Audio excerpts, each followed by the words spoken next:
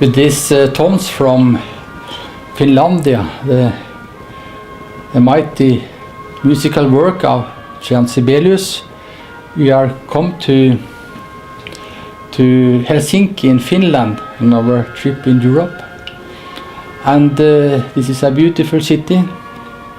Finland is a very special country in Scandinavia because they have Finnish, their own language.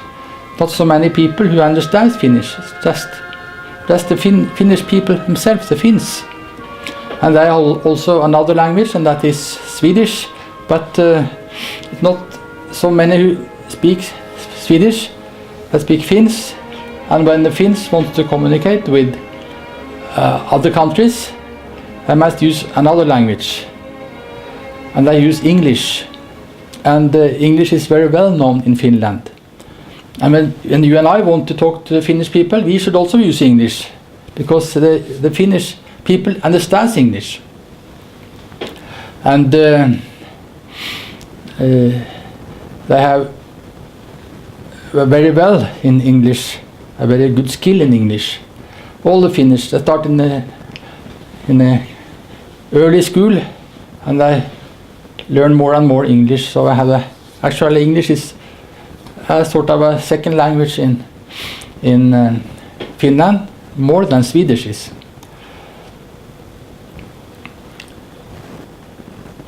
Finland is not so very well known for Christianity, especially not in other Scandinavian countries. In Norway we look at Finnish people as alcoholics, and they swear all the time. That's very well known in Norway that if you meet a man from Finland or a woman from Finland, then either they have problem with alcohol or they use a very bad language all the time. And Finland is not so very well known for Christianity. It's well known for mobile phones, for electronics, but not so much for spiritual things. But sometimes big revivals come to Finland and shakes the nations. And this happened once. I want to talk a little bit about that. That was a Pentecostal preacher. His name was Niilo Yli-Vainio, and he experienced a big revival in Finland in the middle 1970s. In the latter part of the 1970s, a big revival came to Finland, and about 40,000 people converted to Jesus Christ in a very short time. He had it was only a few years that he had his ministry in Finland, but in that few years he put a big impact on the Finnish people, on the Finnish churches, and also on Scandinavia. The revival with the Finnish preacher Yli-Vainio is one of the biggest and most breathtaking revivals in Scandinavia ever. In a very short time, 40,000 Finnish people turned to the Lord. Many miracles started to happen, and the whole atmosphere in Finland changed in a remarkable short time. His ministry was concentrated on the laying on of hands, and he prayed for thousands of people all the time. He started to travel abroad immediately when the revival broke out. And one of the first places he visited was the Church of Philadelphia, Oslo. I was in Philadelphia Church when I first time met Niilo Yli-Vainio. Now I'm here at the platform in the Philadelphia Church, and in this church he came as one of the first places outside of Finland.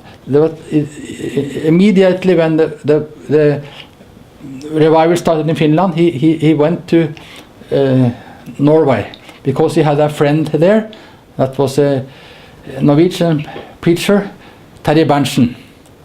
And they come both to Philadelphia, Oslo, and very strange things happened in this church then.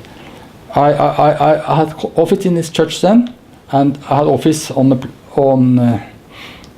here in the building, and I was leading the young people in this church. And I remember his first meeting was on a Friday, a young people meeting, a Friday meeting, and the young people gather in the church. And those young people that I used to have with me on evangelization on Saturdays, I came here to the Friday meeting. And I went up to the platform for prayer. I usually do this in Pentecostal churches. I come forward for prayers, and in charismatic churches also. And when I started to pray for these young people, then I started to fall to the ground. I fainted actually. It was strange to see. And we had never seen this in Norway before. Never. So he was very much surprised. And I was also prayed for, together with the leaders of the church. We were prayed for, and also we fell to the ground. So a power struck me, so I fell down, and I was very, very eager to find out what this was. I never seen this, I never experienced these things. Here in the corridors of Philadelphia Church leading up to the platform, young people lay as unconscious for a long time. On the platform, hundreds of others fell down during the meetings from Friday to Sunday. On Sunday, the hall was packed with people. We had never seen things like this before.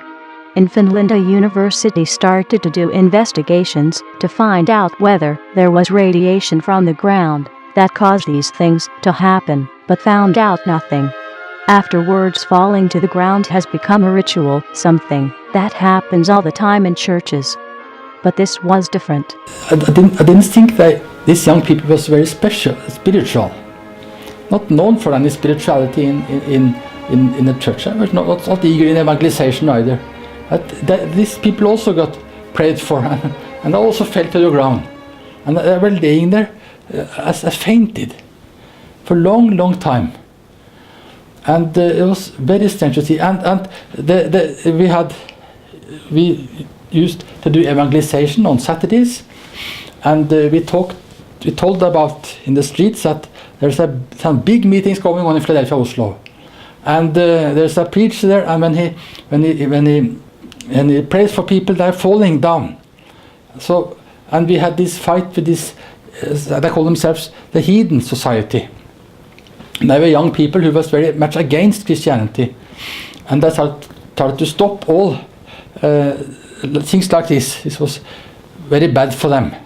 So then when I heard about it, when we told about it in the street, that there's big meetings in Philadelphia, Oslo, many strange things happen, people is falling to the ground.